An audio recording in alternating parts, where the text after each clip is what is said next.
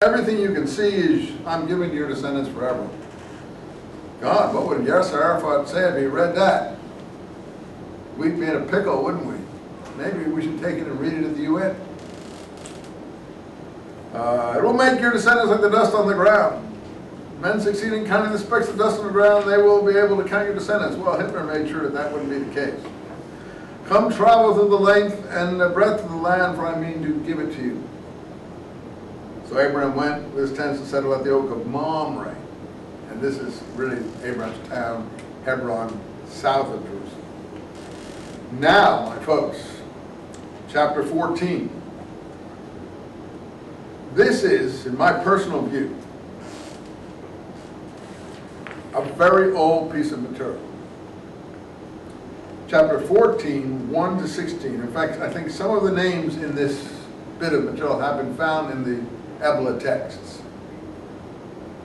Some of the names of the kings in this material have been found in the Ebla text. That's how old this material is here. And honestly, it reads totally different than anything we've read so far and anything that comes afterwards. Chapter 14, 1 to 16. Looks like, and I think it's true, and I don't have any proof, I'm just saying that's what it looks like. What we would call, in this area of work, a stele.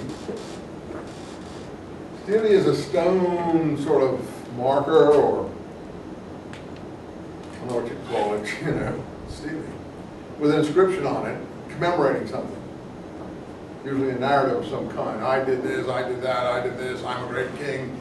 I cut off this guy's ears, cut off this guy's head, and I'm worth a lot, and I'm putting up this, like the Gettysburg battlefield monument or something like that. At this spot, such and such, such happened. These things existed in the pre-biblical world.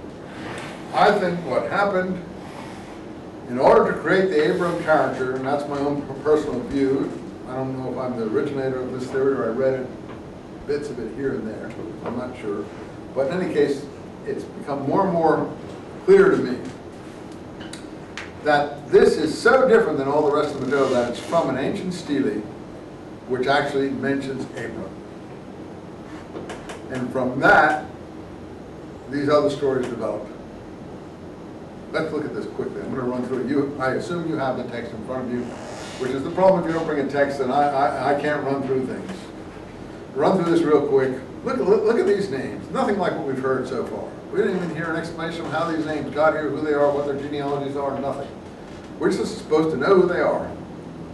At the time of Amraphel, king of Shinar, Arioch, king of Elazar, Waron, Bera, king of Sodom, Birshai, king of Gomorrah, Shinab, king of Admah, Shemabar, king of Zeboim. Told you we hear about this Zeboim again. And the king of Bela, that is Zoar. Come on, where do those names all come from?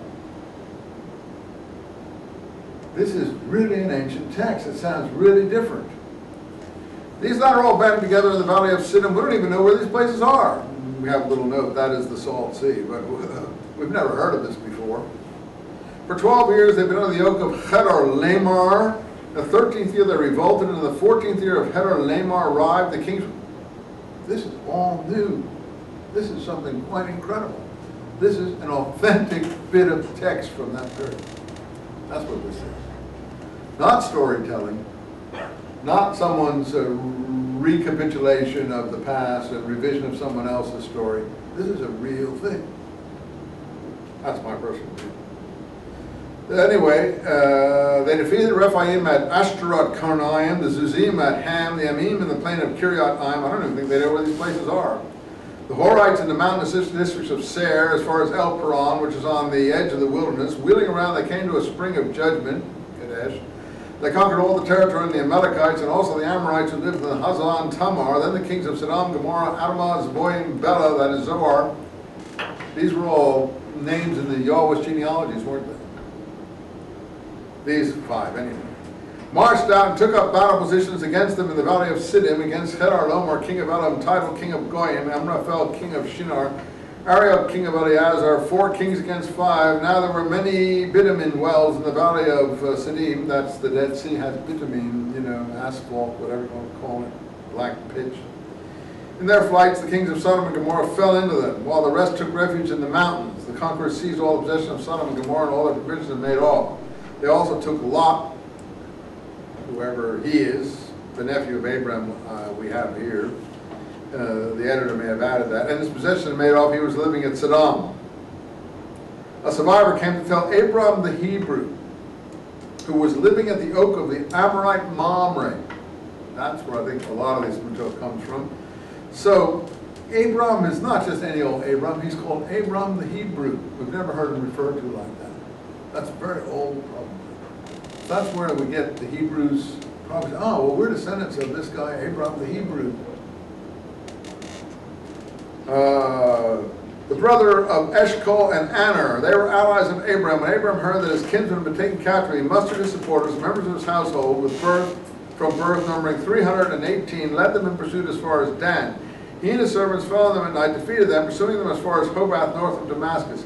He recaptured all their goods, along with his kinsman Lot, and his possessions, together with the women and children. When Abram came back after the defeat of Chedorlaomer and the kings who had been on the side, the king of Sodom came to meet him in the valley of Shaveh, that's the valley of the kings.